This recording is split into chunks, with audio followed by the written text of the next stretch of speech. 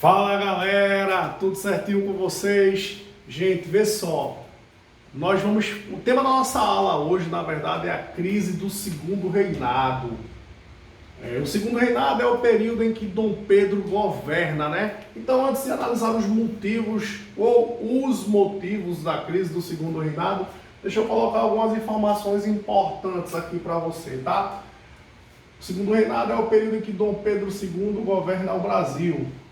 Dom Pedro II governa o Brasil de 1840 até o ano de 1889, ou seja, o segundo reinado é um prazo ou um período histórico muito longo, muito extenso, ou seja, é um governante que governou o nosso país por mais tempo e vários fatos, vários acontecimentos significativos ocorreram durante o segundo reinado.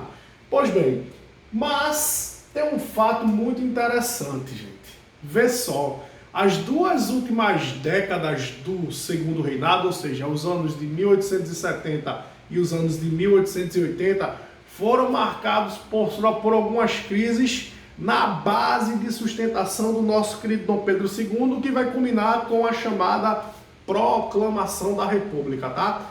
Então, antes de qualquer coisa, a gente vai analisar, e hoje a temática da nossa aula vai muito por aí, os motivos que levaram à crise do segundo reinado. Para entender a crise do segundo reinado, tem um ponto aqui que eu sempre gosto de exaltar, que é o seguinte. Nosso querido Dom Pedro II, eu sempre afirmo que existe um tripé que segura o nosso querido Dom Pedro no poder. Esse tripé é formado pela elite brasileira, pelas Forças Armadas, mais especificamente, eu poderia exaltar aqui o Exército Brasileiro e a Igreja Católica. A gente não pode esquecer que o Brasil é um país oficialmente católico. O Brasil só se torna um país laico, mais uma informação para você aí, o Brasil, ele só se torna um país laico lá na Constituição de 1891. E lá na Constituição de 1891, o Brasil já é uma república presidencialista.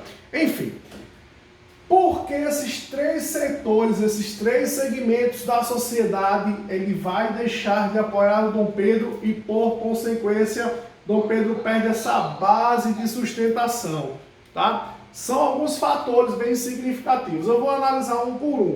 Primeiro, o Exército. Um fato é o seguinte: durante o segundo reinado, o Brasil entra em guerra lá com o Paraguai, que é a chamada Guerra do Paraguai, lá quando ele forma a aliança tríplice com o Uruguai e a Argentina, enfim, ocorre a Guerra do Paraguai. Inclusive, a nossa aula anterior falou sobre a Guerra do Paraguai, tá? Pois bem, após a Guerra do Paraguai, vai rolar um atrito, uma crise entre Dom Pedro e o Exército Brasileiro. Por quê? O Exército Brasileiro, ele vai entrar em um atrito com o nosso querido Dom Pedro II, porque ele vai fazer uma reflexão e vai fazer uma comparação na valorização das Forças Armadas. E comparando não com grandes exércitos, mas sim com o exército da Argentina, do Uruguai e do Paraguai, os países envolvidos lá na Guerra do Paraguai. E, por consequência, o exército brasileiro vai chegar à conclusão que não existia, por parte do Dom Pedro, uma política de valorização das Forças Armadas no nosso país.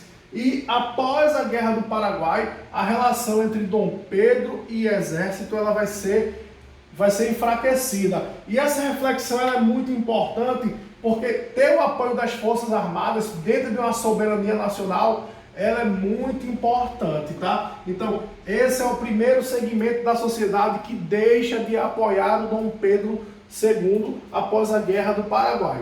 Professor, e a Igreja Católica? Quais os motivos que levam a ter um atritozinho, um choque na relação entre Dom Pedro e a Igreja? Vê só, pessoal. Durante o final das décadas do século XIX, ou seja, as últimas décadas do século XIX, vai ocorrer o que eu vou chamar de incidente da maçonaria, né? Para quem não sabe, a maçonaria é uma sociedade secreta onde as pessoas que fazem parte da maçonaria, elas partilham de uma ajuda mútua entre essas pessoas, mas por ser uma sociedade secreta e com mais um agravante, os integrantes da maçonaria fazem alguns pactos e não podem descrever os acontecimentos internos, ou seja, não podem descrever para as outras pessoas o que acontece lá no interior da maçonaria. Isso mexe muito com o imaginário das pessoas. E a Igreja Católica, ela vai baixar um decreto, ou seja, está lá dentro de um decreto papal, onde vai ser proibida a entrada de maçons dentro da igreja. Pois bem, o grande problema é que o próprio Dom Pedro é maçom. E o incidente aqui em Pernambuco vai fazer com que a relação entre Igreja Católica e Imperador seja travada. Ou seja, o Dom Vital, um padre aqui olindense, ele vai pedir para que algum grupo de maçons que estavam na missa se retirem da missa, mas o Dom Pedro, ao ficar sabendo do fato, vai mandar prender o padre. Pois bem, quando a igreja, a cúpula da Igreja Católica, fica sabendo que um padre foi preso porque cumpriu uma ordem papal, ou seja, uma ordem da igreja, vai acontecer um atrito muito forte, muito grande, e por consequência as relações entre Dom Pedro e a igreja serão arranhadas também. Essa base de sustentação ela também vai ser perdida. E você pode me perguntar, após esse incidente da maçonaria, o atrito, ou seja, entre igreja e Dom Pedro vai ser diminuído, vai ocorrer mesmo? E você pode me perguntar, professor, e a igreja é importante? Muito importante, por dois motivos. Eu estou no século XIX, eu não tenho TV, eu não tenho uma mídia comunicativa muito forte, então a relação de linguagem comunicativa entre as pessoas e o governo muitas vezes era feita pela igreja. Então eu sempre falo entre mil aspas que a igreja simboliza o marketing pessoal do imperador e a voz do imperador perante a comunidade. Então, após esse incidente da maçonaria, além de perder o atrito lá por conta da Guerra do Paraguai com o exército, vai acontecer um atrito também entre Dom Pedro e a igreja. Lembrando que o Brasil é um país católico. Professor, e a elite? Por que a elite deixa de apoiar o Dom Pedro II?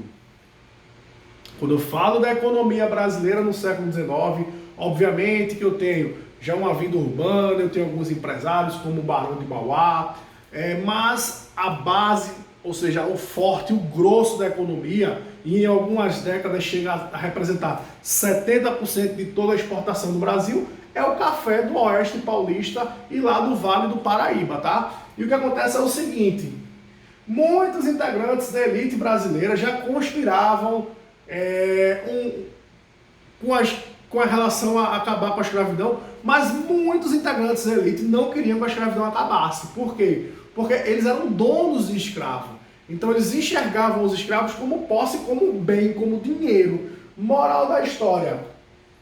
Com a abolição da escravidão lá com a Lei Áurea, essa relação dos donos de escravo, que muitos deles eram da elite, com o Dom Pedro II, também vai ser arranhada. E qual é a consequência? Dom Pedro, que tinha uma base de sustentação com esses três segmentos da sociedade, nas últimas décadas de seu governo, ele vai perder essa estrutura de sustentação e levando o próprio Dom Pedro a um isolamento político muito forte.